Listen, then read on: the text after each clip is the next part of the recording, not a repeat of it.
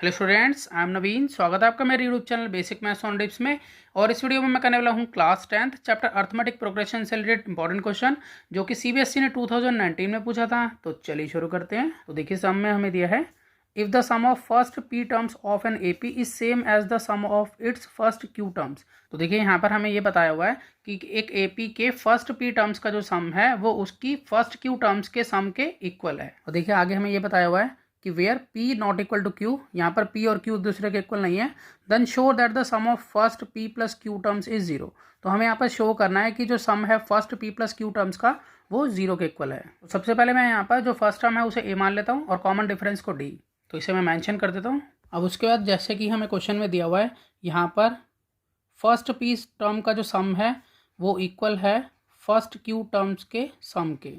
तो यानी कि हम ये कह सकते हैं कि एस पी इक्वल टू यहाँ एस क्यू के बराबर है।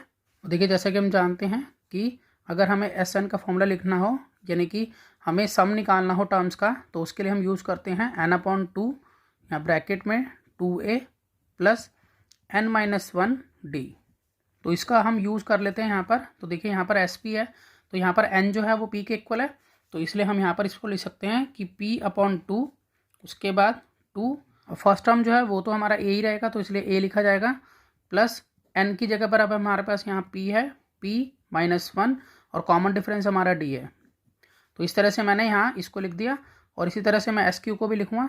तो यहाँ पर n जो है हमारा q है, तो q अपॉन में 2, और यहाँ ब्रैकेट में 2, फर्स्ट टर्म जो है वो a है, प्लस n माइनस वन यानी कि q माइनस वन, और यहाँ पर d।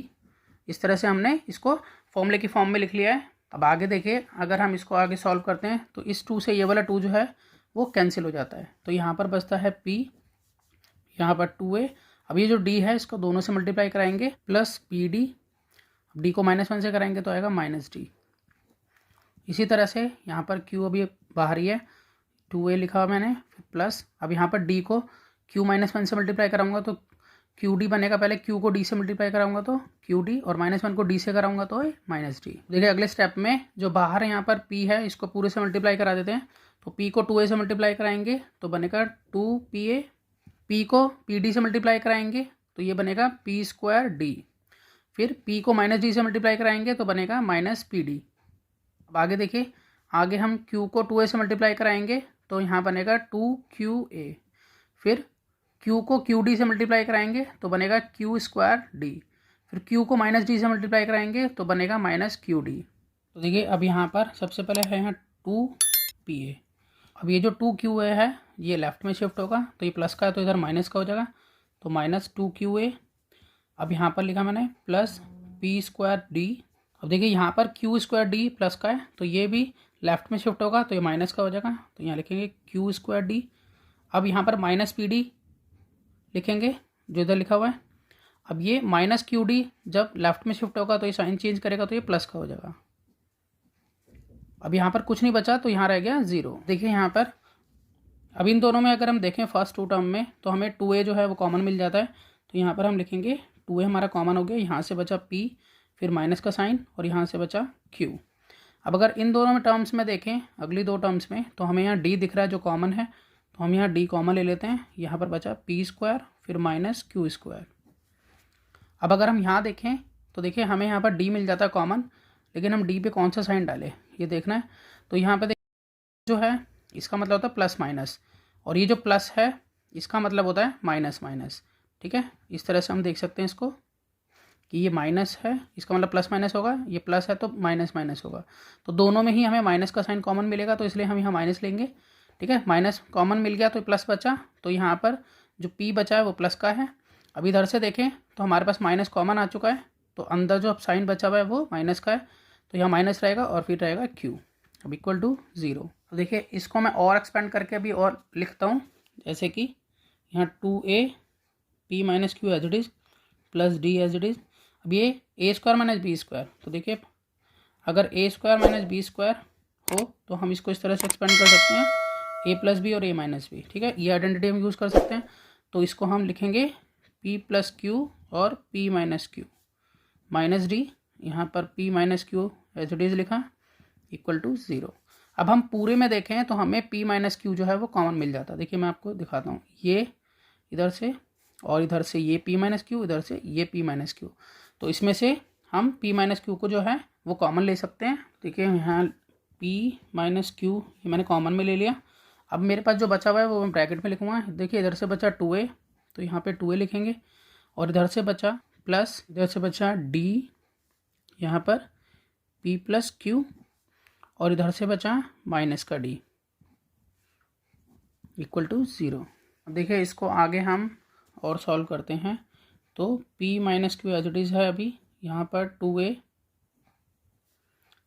अब यहाँ पर d जो है दोनों से मल्टीप्लाई होगी, तो यहाँ पर हो जाएगा pd प्लस dq। अब उसके बाद minus d as it is अभी इक्वल टू 0। अब देखिए यहाँ पर हम इन तीनों टर्म्स में देखें तो हमें d कॉमन मिलता है, तो हम यहाँ पर d कॉमन और लेंगे।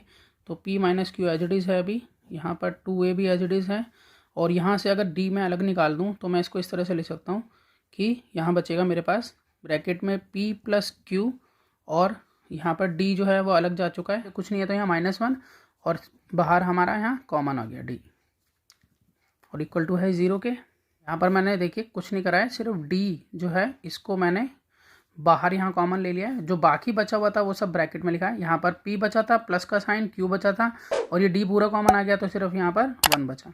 अब देखिए इस इक्वेशन के अकॉर्डिंग हमें ये पता लग रहा है कि p माइनस क्यू जो है वो 0 के इक्वल है, ठीक है, जबकि p माइनस क्यू 0 के इक्वल नहीं है, क्योंकि हमें देखिए सम के शुरुआत में ही हमें बताया गया था कि हाँ p और q एक दूसरे के इक्वल नहीं है। तो इसीलिए यहाँ पर इंडिकेट ये हो रहा है कि p माइनस क्यू 0 के इक्वल है।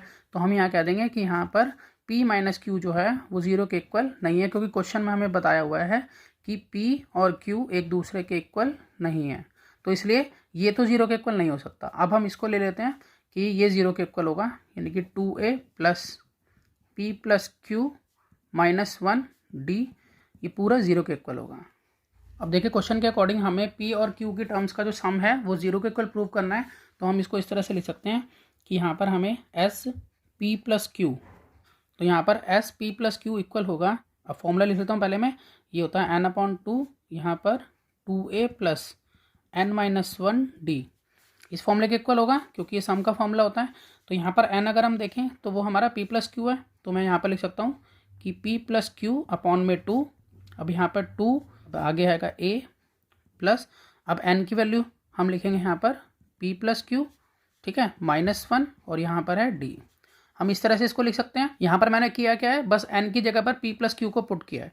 अगर हम यहाँ से देखें इस इक्वेशन के अकॉर्डिंग, अगर मैं इक्वेशन इसको फर्स्ट मान लूँ, देखिए फर्स्ट इक्वेशन के अकॉर्डिंग अगर हम देखें तो ये जो है वो पूरा 0 के इक्वल है, और ये यहाँ पर यही लिखा हुआ है, देखिए 2a plus p plus Q -1d, तो ये पूरा का पूरा 0 के इक्वल है। तो देखिए इस पूरे की जगह पर मैं 0 लिख सकता हूँ इक्वेशन फर्स्ट के अकॉर्डिंग। तो p प्लस क्यू अपॉन 2 को 0 से मल्टीप्लाई करूँगा तो इसका रिजल्ट जो है वो यहाँ पर 0 के इक्वल ही आएगा। तो हमारा ये यहाँ पर प्रूव हो चुका है कि जो सम है p और q टर्म्स का वो 0 के इक्वल है। तो मैं आशा करता हूँ कि आपको ये सम समझ में आया होगा। इसी तरह के बहुत से सम्स क्लास 10th के लिए पहले से अपलोड हैं, आप उन्हें देख सकते हैं। तो मिलते हैं नेक्स्ट वीडियो में और नए सम के साथ, तब तक के लिए गुड बाय।